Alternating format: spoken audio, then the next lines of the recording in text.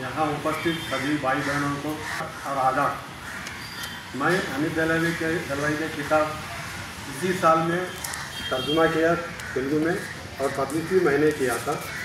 और मुस्लिम समाज सुधारक, रेवोल्यूशनरी थिंकर, धर्मनिरपेक्षवादी हमीद दलवाई स्मृति दिवस के दिन मुझे यहाँ बुलाया गया। इसे मेरी ज़िंदगी का सबसे बड़ा सत्कार मानता हूँ।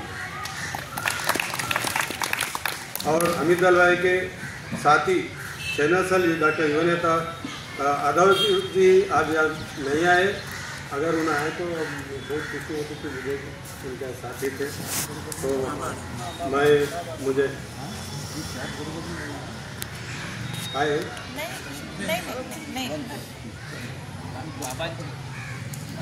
बाबा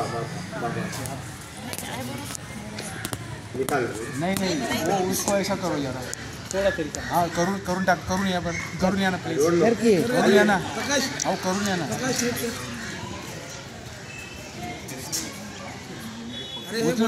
उचलून काढून करा ना। हाँ हाँ आता बरोबर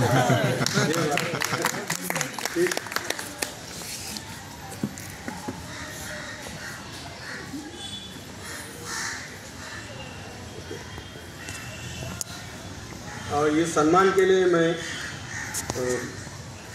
मुस्लिम संशोधक संस्था महाराष्ट्र के प्रेसिडेंट डॉक्टर शमशेद्दीन तंबोली के तहे दिल से शुक्रिया अदा करता हूँ। और मैं इस हमीद दलवाई की याद में दो बातें करना चाहता हूँ।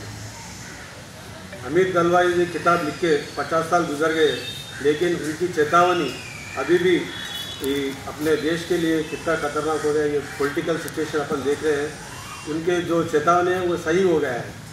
तो हमीद दलवाई के किताब इसके ऊपर अपन सब चर्चा करना चाहिए और सब भारतीय नागरिक उनके किताबें पढ़ना चाहिए। मैं हैदराबादी हूँ और हैदराबाद से इससे पहले छोटे छोटे कारणों से हिंदू मुस्लिम के बीच दंगा फसाद होते थे और कभी कभी बिना वजह दंगा फसाद होते थे। कई साल वो ऐसे होते थे कि पॉलिटिकल रीज़न से भी दंगा फसाद होते थे। तो इसलिए हिंदू मुस्लिम के लड़ाई के ऊपर जो चल रहा था पॉलिटिकल सिचुएशन, उसके ऊपर अध्याय करके मैं 25 साल पहले एक पुस्तक लिखा था इंग्लिश में, रोड मैप टू सेक्युलरिज्म। तो मैं ये सेक्युलर पर्सपेक्टिव को कैसा आ गया, इसके पीछे एक छोटा कहानी है, मैं सुनाता हूँ। मैं जब 10वीं साल में था, जब मैं प्रमुख उर्दू लेखक ने विद्रोही नाम के किताब लिखा, किशन चंद्र, आप उनका नाम सुने होंगे, किशन चंद्र है। उन्होंने विद्रोही नाम का एक नावल लिखे थे। उस नावल में जब ये भारत इंडिया पार्टीशन हुई थी, वो पाकिस्तान में रहते थे कि हिंदू लड़का, उसके आंखों के सामने उसको माँ बेटी की रेप हो जाती है। तो उन्हें उसके बच के उधर से भाग के इंडिया बॉर्डर पे आता है, जहाँ उसकी एक लाइन दिखती है। वो लाइन में उन्हें पूछता है ये लाइन क्या है, तो उसके लोग बोलते हैं कि हिंदू मुस्लिम लड़की मिली है, उसके लिए ये लाइन है। तो उन्हें गुस्से में आके बदले के आके उन्हें जाके वो लाइन में खड़ा रहता। उस बाद में उसकी वो लड़की की चीख सुनाई देती है, वो चीखती रहती है। तो उन्हें सोचता उसकी बहन की माँ की चीखें उसकी याद आती है, तो उन्हें रोते हुए वहाँ से चला जाता है। ये छोटा सा स्टोरी, ये पढ़कर मैं भी रोया था। अपन ये भूलिए कि मजहबी मसल में पढ़कर अपन इंसान है वो अपन भूल गए। ये इंसानियत अपन को फिर जगाना है। इसके लिए अपन ये मजहबी जाल में नहीं फंसते हुए ये सेक्युलर पढ़ने के लिए मुझे वो प्रोत्साहन मिला। इसी तरह मैं ये सेक्युलरिज्म के तरफ आ गया था। मैं उसके बाहर में हर मजहब में सेक्युलर लोग होते हैं और मजहबवादी भी होते हैं। अपन वो मजहबवादियों को अलग करते हुए सेक्युलर लोगों को बढ़ावा देना चाहिए। इसके लिए हमारे यहाँ हैदराबाद में जब निज़ाम 7th निज़ाम थे, उन्हें भारत में हैदराबाद संस्थान विलीन के लिए खिलाफ थे उन्हें। तो जब हमारे हैदराबाद में मुस्लिम लोग ऐसे भी थे जो निज़ाम के खिलाफ लड़े थे। उसमें इमरोज न्यूज़पेपर का एक पत्रकार थे शोएबुल्ला खान, उन्होंने निज़ाम के खिलाफ आवाज़ उठाई और उनका जान भी कुर्बानी दी थी। उसके बाद में उसी दौरान 1936 में उस जमाने के हाई कोर्ट जज थे, उनका नाम है जस्टिस यारजन। उन्होंने श्री कृष्ण जन्मदिन के दिन उन्हें एक सभा में बोली कि श्री कृष्ण एक हिंदू पैगंबर है, जैसा कि मुसलमानों में पैगंबर है ऐसा हिंदू पैगंबर है बिल्कुल नहीं बोला। उनके बाद में 1931 में निज़ाम के अब्दुल गफ़ार काजी मोहम्मद अब्दुल गफ़ार ने उन्हें भी निज़ाम के खिलाफ आवाज़ उठाई। जैसे कि उदाहरण में क्यों देना बोलते हो, हर एक मजहब में मजहब के कट्टरपंथी के खिलाफ आदमी रहते हैं और सेक्युलरिस्ट माइंडेड वाले रहते हैं और कट्टरपंथी भी रहते हैं। अब जो भी मजहब में सेक्युलरवाद है उनको अपन बढ़ावा देना चाहिए। ये भारत की एकता के लिए और अखंडता के लिए बहुत ज़रूरी है। सभी की एक ही नज़र से नहीं देखना चाहिए। उसके बाद में मैं कहना चाहता हूँ कि हर एक मज़हब में ऐसे लोग होते हैं कि दूसरों के मज़हब में सुराग ढूंढते हैं। कोई अपने मज़हब में कुछ गलत करे तो भी चुप रहते हैं, दूसरों के छोटे छोटे उसको बड़ा चढ़ा कर बोलते हैं। ये अपन छोड़ना चाहिए। हर मज़हब के ग्रंथों में मिलजुल कर रहने की बहुत शिक्षा है, मगर बहुत जने उसको भूल जाते हैं। जैसे कि मैं कुरान पढ़ा था, कुरान में बहुत ऐसे आयतें हैं जो सेक्युलरिज्म है, मगर बहुत जने ये कट्टरपंथी ये आयतें किसी को भी नहीं पढ़ाते। उदाहरण में हम 2-3 तुम्हारे को याद दिला देता हूँ तुम्हें। मेरा उर्दू थोड़ा हिंदी मिक्सर रहता है तो समझ लेना। तो कुरान के आयत सूरा 13 आयत 38 में ये लिखा गया है कि हर एक समय के लिए एक किताब बताया गया, पर each period is a book and again. और एक सूरा 2 आयत 25 में बताया गया कि let there be no compulsion in religion, माने मजहब में ज़बरदस्ती नहीं, ये सूरा में बताया गया। और एक सूरा है सूरा 6 आयत 108, उसमें बताया गया है कि revile not those whom they call upon besides Allah, in the end they will return to their Lord, माने अल्लाह के अलावा दूसरों को पूजा करने वालों को नफरत मत करो, क्योंकि अंत में वो उनके भगवान के पास जाते हैं। और एक सूरा है सूरा नंबर 10 आयत 47, उसमें लिखा गया कि to every people was sent an apostle, means हर एक समुदाय के लिए एक रसूल को भेजा गया। और एक भी है ये सूरा है 10 आयत 100, no soul can believe except by the will of Allah. It means Allah की मर्जी के बिना कोई भी विश्वास कर नहीं सकता। तो ऐसे और एक भी है ये सूरा अल काफिरन सूरा है 108 सूरा आयत 1 में लिखा है to you be your way and to me mine. इसका माने ये है कि तुमको तुम्हारी रास्ता दीन है और मुझे मेरी रास्ता मेरी दीन है। तो ऐसे जो हर एक मजहब में टॉलरेंस के लिए बहुत है। और उपनिषदों में भी लिखा है कि एकम सत विप्राह बहुधा वदंती, माने सत्य एक ही है, मगर पंडितों ने अलग अलग तरीके से उसको इंटरप्रेट करते हैं। माने कि बहुत लोग ऐसे हैं कि समाज सुधारक लोग हैं, जैसे कि फिलासफर्स हैं, स्वामी विवेकानंद है, उन्होंने मजहब की एकता के बारे में बहुत अच्छा बात कही है। मैं तुम्हारे को दृष्टि दिलाता हूँ। उन्होंने कहा मजहब के बारे में कहा कि आदमी को सबसे बड़ा जालिम बनाने में मजहब से बढ़कर कोई नहीं है, और सबसे बड़ा नाजुक मिजाज दिल वाले बनाने में भी मजहब से बढ़कर कोई नहीं है। गुजरे ज़माने में ऐसे हुआ था और आगे ज़माने में भी ऐसे ही होगा।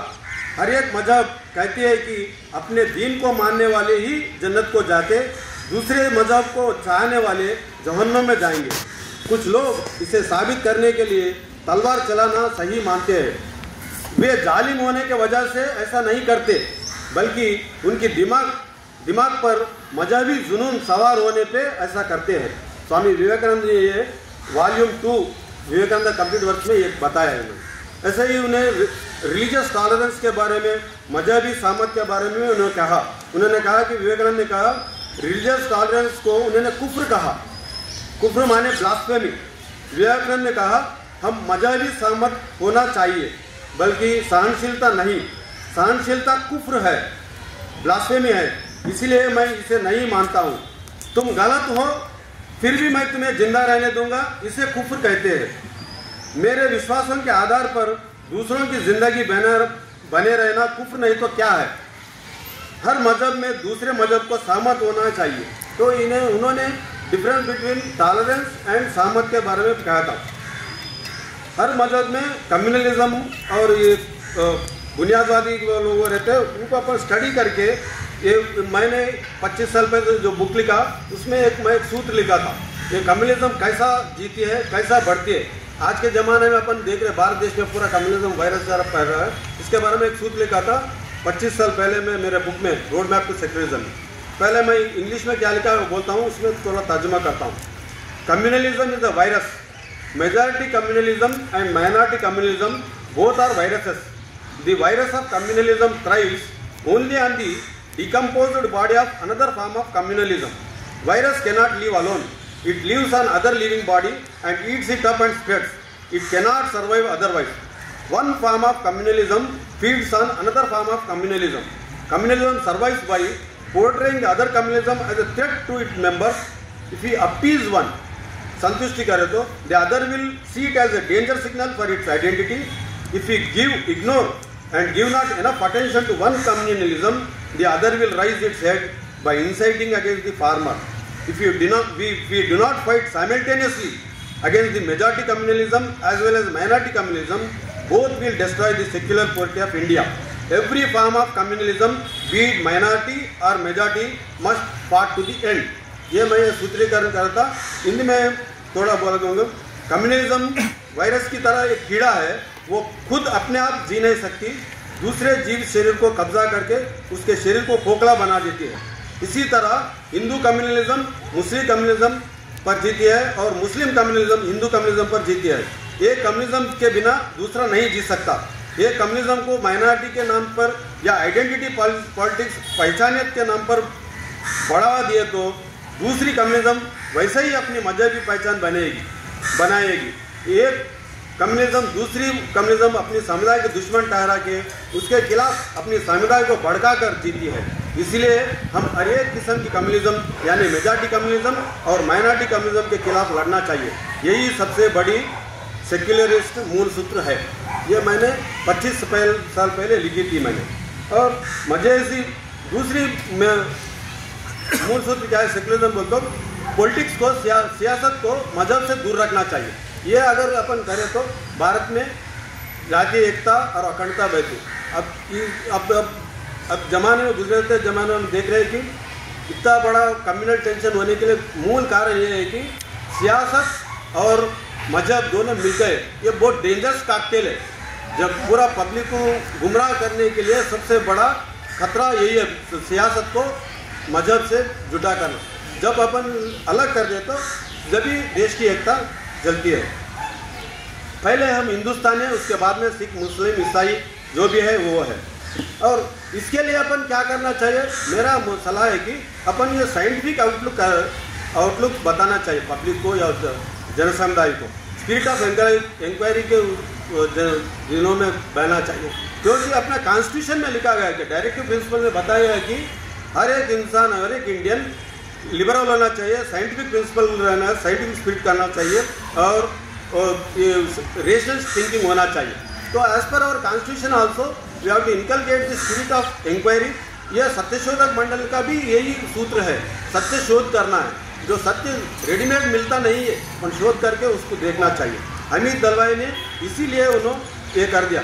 और एक भी बात है, आज के ज़माने में अपन रिलीजन को क्रिटिसाइज करें तो वो लोग ये हमारे सेंटिमेंट को ये दो धक्का दे रही है बोल के अपने पर केसेस लगाते, नहीं तो अटैक करते, ये तरह तरह के होते। इसके खिलाफ अपन दूसरा सिंपल वे है, वो मैं एक छोटा उदाहरण से बताता हूँ। एक लाइन है, वो लाइन को अपन खत्म करना, वो लाइन समझे मजहबी कट्टरपंथी है, वो लाइन को अपन खत्म करना है बिना छुए बिना उसको धक्का देके अपन खत्म करना, वो तो सिंपल वे है। दूसरा एक बड़ा लाइन अपन खींचे तो वो छोटा हो जाता। वो बड़ा लाइन क्या है, वो साइंटिफिक स्पिरिट है। अपन लोगों में साइंटिफिक स्पिरिट और ये रेशनल थिंकिंग बढ़ा है तो ऑटोमेटिक उनका ये बुनियाद परस्ती नहीं तो रिलीजियस कॉन्शियसनेस चले जाता है, पॉलिटिक्स से ये ख़त्म हो जाता है। ये अपन कंपलसरी देखना चाहिए। और मैं इसीलिए मैं कहना चाहता हूँ, और एक रेवोल्यूशनरी का अमित दलवाई ने और एक भी बात उन्होंने बताई। उन्होंने कहा कि जब एजेंडा उन्होंने बनाई कि सेक्युलर एजेंडा, उसमें कहा है कि भारत देश में सेक्युलर एंड सबके लिए एक कॉमन सिविल कोड होना चाहिए, ये उन्होंने बताया। जैसे कि और उन्होंने बताया कि जो भी संपत्ति है, रिलीजियस संपत्ति है, पूरा नेशनलाइज करना चाहिए। वो नेशनल संपत्ति का जो आमदनी आता है उससे केवल विद्या और भलाई के लिए, लोगों के भलाई के लिए यूज़ करना चाहिए। जब आदमी को विद्या और संस्कार देते हैं, दूसरे देने की ज़रूरत ही नहीं है। यह अमित दलवाई रेवोल्यूशन। और एक उन्होंने बताया कि मेन एजेंडा उन्होंने बताया कि मजहबी दो मजहब के बीच में जब विवाह होता है वो प्रेम से होता है, मजहब के हिसाब से नहीं होता है। तो उन्होंने बताया कि जब दो डिफरेंट मजहब के लोग शादी करते हैं, उन्हें मजहब बदलने की ज़रूरत नहीं है। जो भी मजहब उन्होंने पैदा हुआ वही मजहब रख सकते हैं।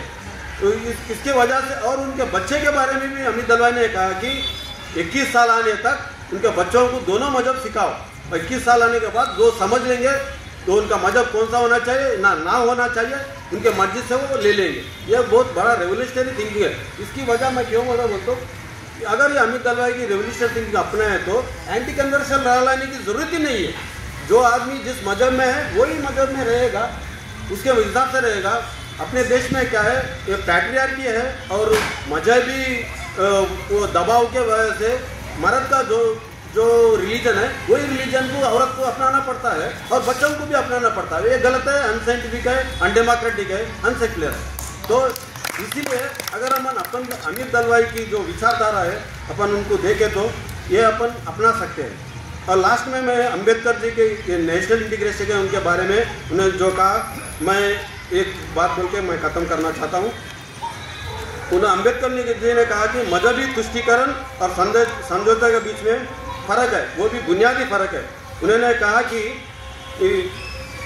पीड़ित व्यक्ति के अधिकार को नज़रअंदाज करके आक्रामक व्यक्ति के ब्लैकमेल से झुककर उसके नाजायज डिमांड को मानना तुष्टीकरण कहते हैं।